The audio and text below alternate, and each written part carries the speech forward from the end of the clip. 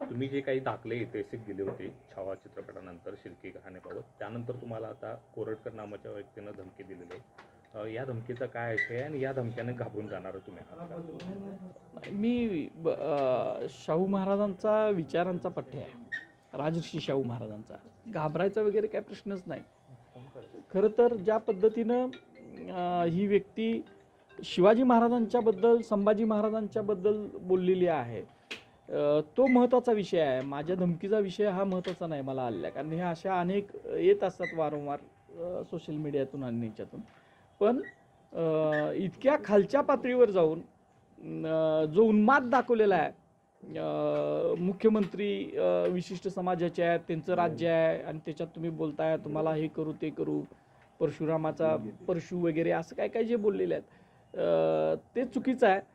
कारण महाराष्ट्रानं असा उन्माद याच्या अगोदर फक्त दुसऱ्या बाजीरावची जी पेशवाई होती त्यावेळेला बघितलेला होता आणि परत एकदा असाच उन्माद या व्यक्तींच्या माध्यमातून समोर यायला लागला. या धमकीचा विषयच येत नाही, कारण असल्या फोनवरून देणाऱ्या धमक्या या अशा अनेक येत असतात. आणि शिवाजी महाराजांचे मावळे हे औरंगजेबाला घाबरले नाहीत, अफजल खानाला घाबरले नाहीत. शाहू महाराजांना जो त्रास झाला, राजर्षी शाहू महाराजांना, ते कधी घाबरले नाहीत. त्यांचा खून करायचा 3 वेळा प्रयत्न झाला तरी. त्यामुळं या धमक्यांना काय मी घाबरणार नाही. आणि या विषयावर मी स्वतः पोलिसांच्याकडे सुद्धा कुठलीही तक्रार करणार नाही आहे, कारण माझं संरक्षण करायला माझे मित्र, भाऊबंद आणि आम्ही स्वतः सक्षम आहोत. ते कोरटकर म्हणतात हा कॉल रेकॉर्डिंग माझा नाहीच आहे, हे सगळं कॉल रेकॉर्डिंग तुम्ही आता सोशल मीडियावर टाकले, नेमकं काय? रात्री मला 12:02 पहिला व्हॉट्सअप कॉल आला आहे. व्हॉट्सअप कॉलला प्रोफाईल येत आहे.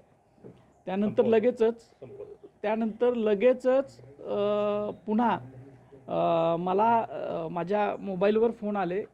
पहिला फोन आला, काही आक्षेपार्ह वाटल्यामुळे मी तो रेकॉर्डिंगला टाकला, कारण माझे कायम रेकॉर्डिंग माझे फोन नसतात.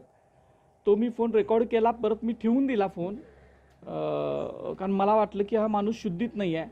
परत दुसरा फोन आला आणि त्याच वेळेला मी स्वतः नावसुद्धा विचारलं. तुम्ही जर चेक करायचं असेल तर तुम्ही चेक करू शकता.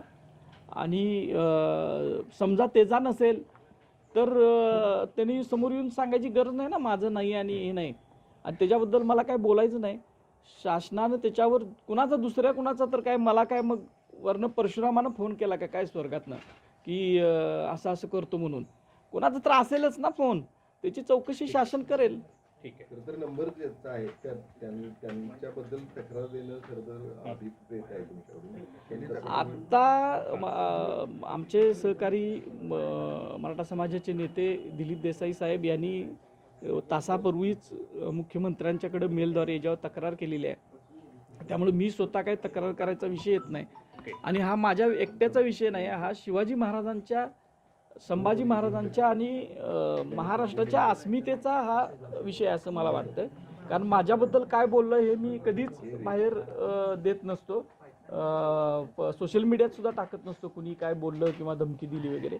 पण हे शिवाजी महाराजांच्याबद्दल होतं आणि एका विशिष्ट समूहातल्या काही लोकांच्या काय भावना आहेत ही सत्ता बदल झाल्यानंतर हे, आणि शिवाजी महाराजांच्याबद्दल त्यांच्या मनात काय विष आहे हे समजावं याच्यासाठी मी काल हे सोशल मीडियात टाकलं. कुठल्या मुद्द्यांवरून त्यांनी तुमच्याशी अशा पद्धतीने मी ते सगळंच जे काय रेकॉर्ड झालेलं आहे ते सगळंच मी दोन्ही कॉल एकत्र करून फेसबुकवर टाकलेले आहेत.